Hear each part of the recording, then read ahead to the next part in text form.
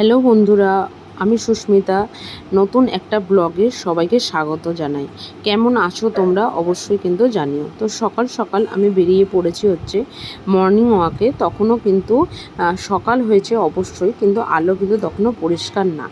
গাছে গাছে কিন্তু হয়ে আছে কিন্তু অনেক টগর ফুল, আর ফুল মানে পুরো গাছে ফুল সমেত দেখতে কি ভালো লাগে। তো সেটাই তোমাদের সামনে একটু দেখালাম।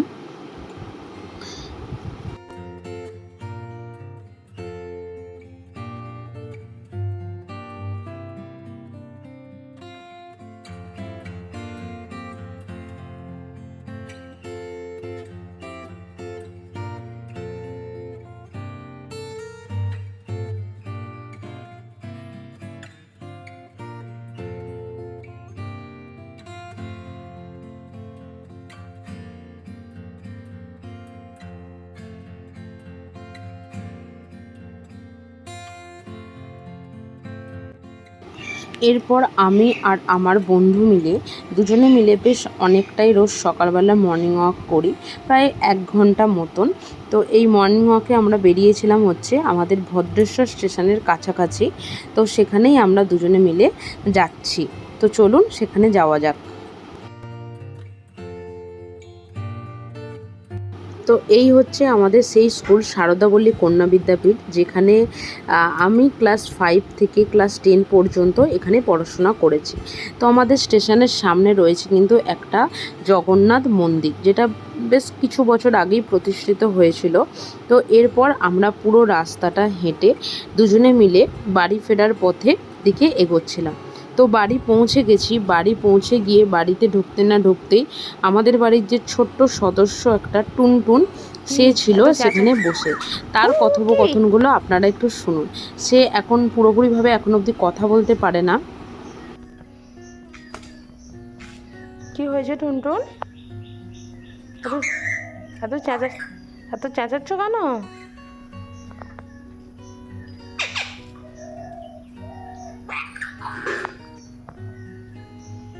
দুধ রুটি খাবে?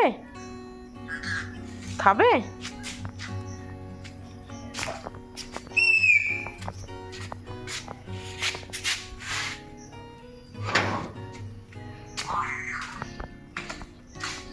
দুধ রুটি খাবে?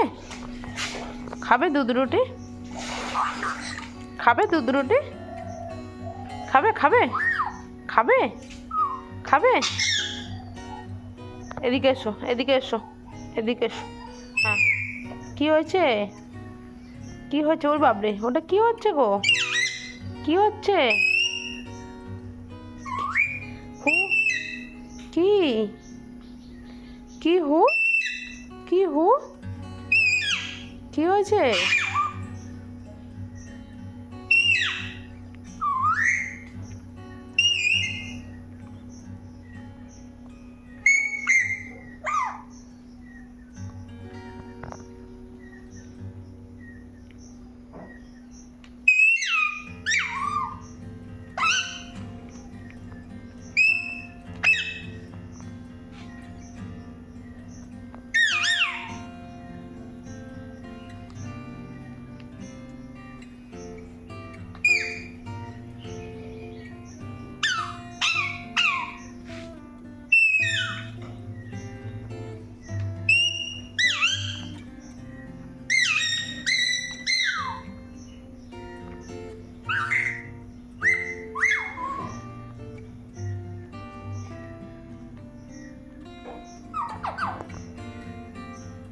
কি হয়েছে? এত নাচানাচি কেন সকালবেলা? কিছু হয়েছে?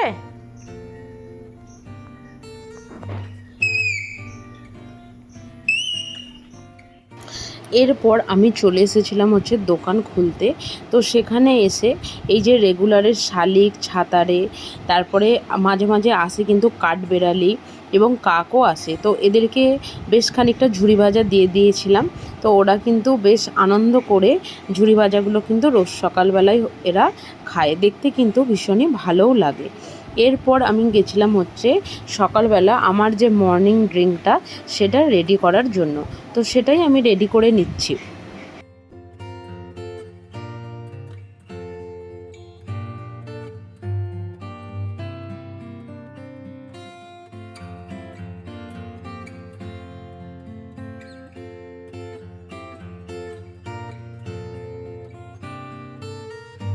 এরপর সকালবেলা ব্রেকফাস্টে কি খাবো সেটা কিন্তু একটা বিশাল চিন্তা সবারই থাকে।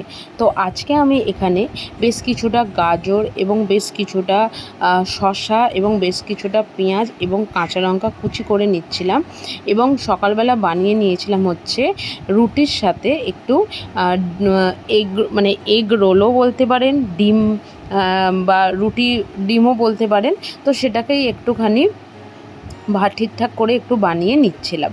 তো চলুন সেটা বানিয়ে নেওয়া যাক।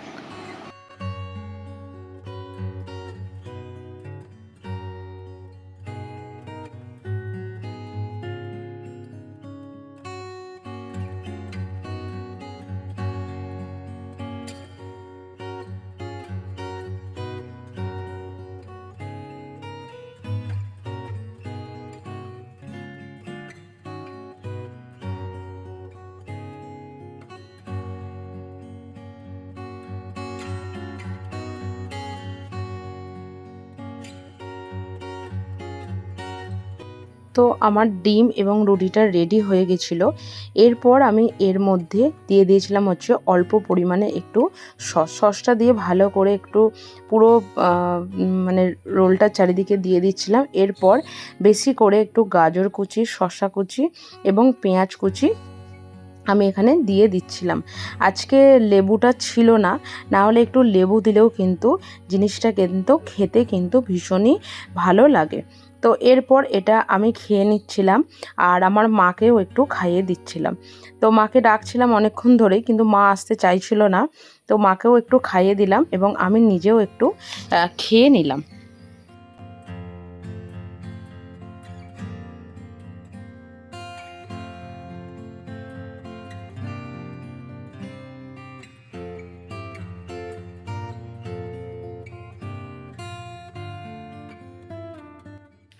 এরপর মা যে বাসনগুলো ছিল সেগুলোকে একটু মেজে নিচ্ছিল। আমি বলেছিলাম যে একটু হেল্প করে দিই, কিন্তু যেহেতু কম বাসন সেহেতু আর হেল্প করার কোনো দরকার ছিল না বলল। তো সে নিজেই করে নিচ্ছিল। যাই হোক,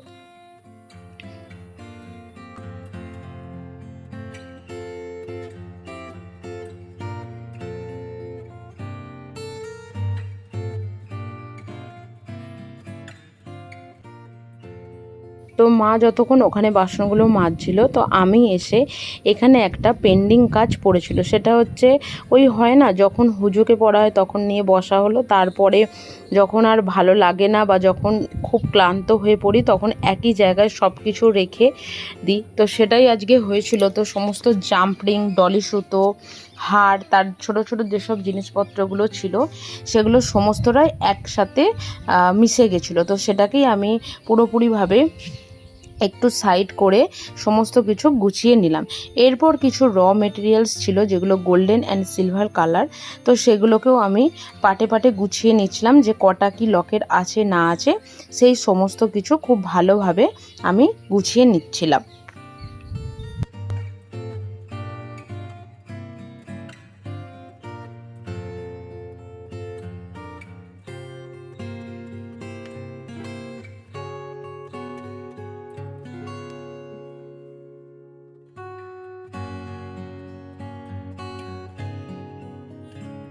এরপর দুপুরের খাওয়া দাওয়া সেরে চলে এসেছিলাম হচ্ছে ওপরে। তো এখানে এসে দেখলাম যে ঝোড়ো একটু হাওয়া বইছিল এবং তার সাথে কিন্তু বৃষ্টিটা খুব তাড়াতাড়ি আসছিল।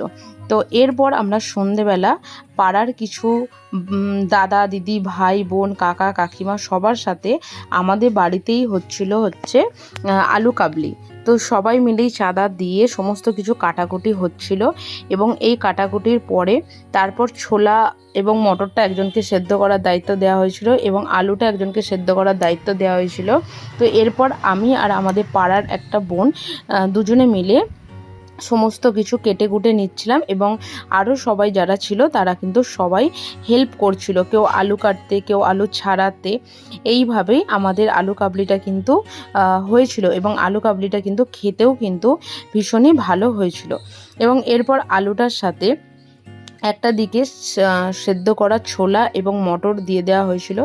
এরপর এর মধ্যে দিয়ে দেওয়া হয়েছিল ধনেপাতা কুচি, টমেটো কুচি, পেঁয়াজ কুচি, লঙ্কা কুচি, সমস্ত কিছু দিয়ে দেওয়া হয়েছিল। দিয়ে দেওয়া হয়েছিল একটু বিট নুন এবং দিয়ে দেওয়া হয়েছিল হচ্ছে একটু ভাজা মশলা।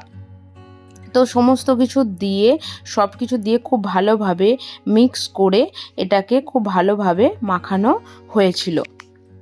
খেতেও কিন্তু এটা কিন্তু দারুণ হয়েছিল। ওপর থেকে দিয়ে দেওয়া হচ্ছিল কিন্তু একটু লেবুর রস। লেবুর রসটা আমরা এখানে তেঁতুল জলেরও ব্যবহার করেছি, কিন্তু লেবুর রসটা দেওয়ার সাথে সাথে কিন্তু জিনিসটা কিন্তু খেতে খুবই ভালো হয়েছিল। তোমরা বাড়িতে আলু কাবলি কীভাবে বানাও অবশ্যই কিন্তু কমেন্ট বক্সে জানিও। এই আলু কাবলির সাথে আজকের এই ব্লগটা এখানেই শেষ করলাম।